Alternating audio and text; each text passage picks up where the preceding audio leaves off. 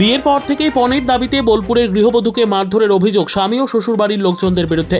কিন্তু সেই বিষয়ে অভিযোগ জানাতে গেলে দিনভর তাকে বোলপুর থানা ও বোলপুর মহিলা থানায় ঘোরানোর অভিযোগ।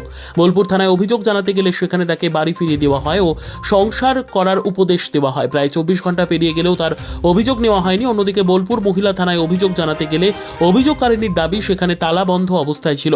সেখান থেকে জানানো হয় মহিলার থানায় কোনো অফিসার নেই, তাই 10 দিন পরে আসতে হবে। নিজের খবর হওয়া অত্যাচারের অভিযোগ জানাতে না পেরে অসহায় অবস্থায় বোলপুর থানাতেই সারা রাত বসে রয়েছেন ওই নির্যাতিতা গৃহবধূ।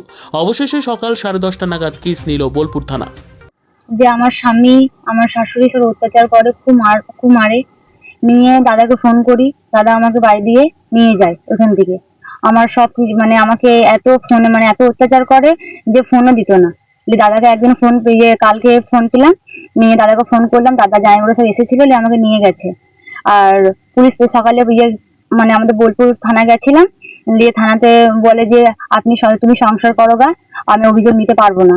আবার এই টাইম করে আসলাম, তা বলছে যে আমাদের এখানে করে কেউ নেই, পুলিশ নেই। কোথায় এসেছেন এখন এখানে?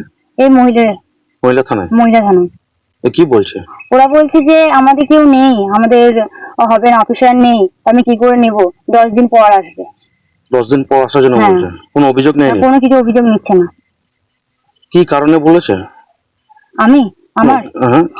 ওরা বলছে যে কোনো নেই, কোথায় ক্যাম্পে গেছে, আমরা কি করে নেব। আচ্ছা, কোনো অভিযোগ নেয়নি? না, কিছু অভিযোগ নিচ্ছে না, শুধু বলছে 10 দিন পর আসতে।